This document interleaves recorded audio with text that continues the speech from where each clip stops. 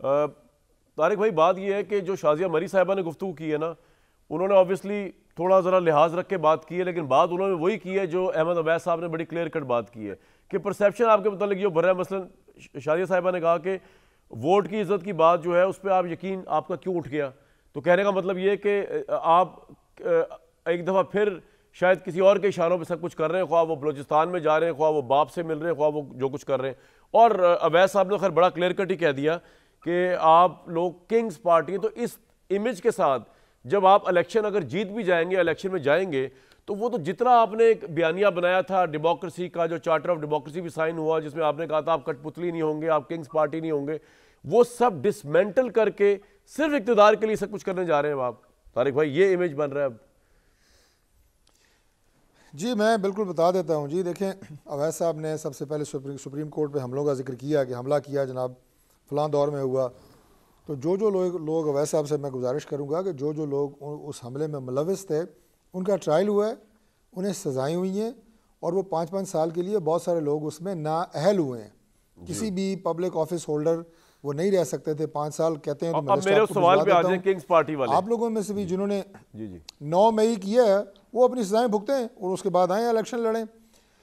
अब दूसरी बात ये है जी कि ये जो किंग्स पार्टी लगे हुए हैं और जो कह रहे हैं जनाब कि ये बैसाखियाँ और फलानी, मेरा मतलब ये है कि इन अल्फाज की अगर कोई तशरीह पे मुकम्मल शख्सियत उतरती है तो वो इमरान खान है। सबसे पहली बात तो ये है। दूसरी बात ये सर, वो तो जेल में है ना, अब तो नेक्स्ट न्यू किंग्स पार्टी के मुतालिक आपका परसेप्शन मैं आता हूँ ना सर। देखिए, हमारा जो परसेप्शन बन रहा है जी वो बड़ा वाज़ेह है। मैंने आपसे उससे पहले बात की है कि क्या पाकिस्तान में सिर्फ फ़ौज के साथ लड़ने को ही वोट को इज़्ज़त देने का नारा समझा जाता है? क्या एस्टेब्लिशमेंट के साथ आपकी जो मुसलसल एक लड़ाई है उसी को कहा जाता है कि वोट को इज़्ज़त दो? कौन सा काम इस वक्त पाकिस्तान मुस्लिम लीग नून ने ऐसा किया है जिससे आपको लगता है कि हमने अपना जो स्टैंड है वो कंप्रोमाइज़ किया है? मियां नवाज शरीफ साहब अदालत पे मुल्क से बाहर गए थे, ज़मानत पे मुल्क से बाहर गए थे, ज़मानत पे ही वापस आए हैं। आपने ये अच्छा सवाल किया है। मैं चाहूंगा कि आज ये फैसला करके उठे। तारिक भाई, एक मिनट, आपने बड़ा अच्छा सवाल उठा दिया। मैं चाहूंगा दोनों पैनलिस्ट जो है इसका तो फैसला आज हो ना, क्योंकि देखें, आपको किंग्स पार्टी कहना फिर आपका जीत जाना आपकी ज़ात का मामला नहीं है। मुझे पाकिस्तान की एक पॉलिटिकल पार्टी का मसला नहीं, ये पूरे पाकिस्तान के इलेक्शन की क्रेडिबिलिटी का मसला है।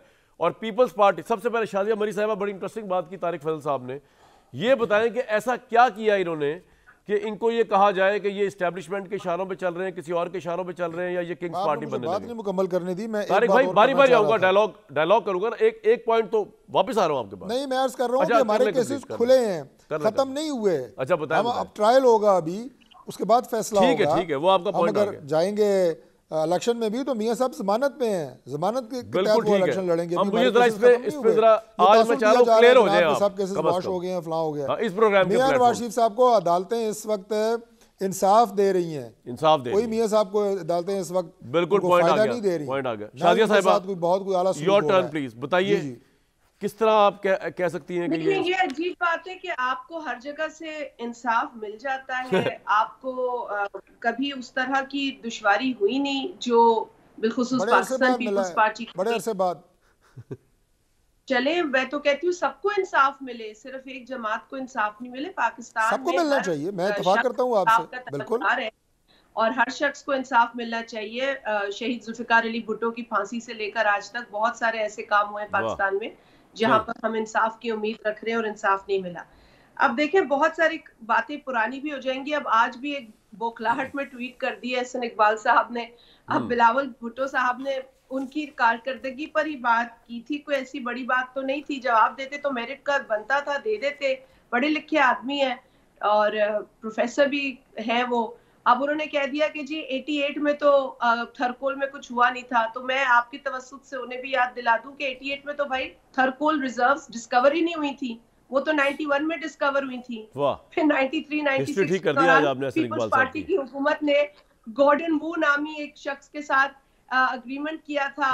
फिर जब इनकी हुकूमत आई तो उस बाहर से आने वाले फॉरेन इन्वेस्टर को भगा दिया गया, जेल कर दिया। पता नहीं, गो बैक इन टाइम तो बहुत सारी चीजें याद आती है और तकलीफ देती हैं।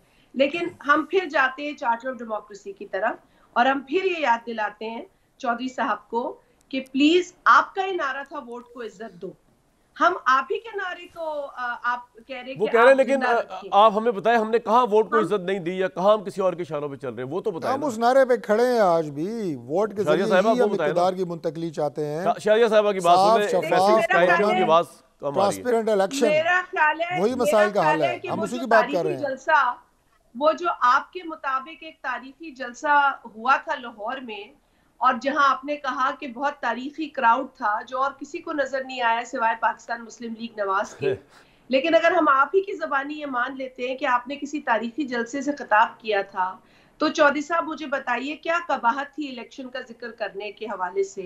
कोई ताजपोशी तो होनी नहीं थी किसी की, होना तो इलेक्शन ही था किसी भी किस्म के इक़्तिदार के लिए या अवामी सपोर्ट के लिए।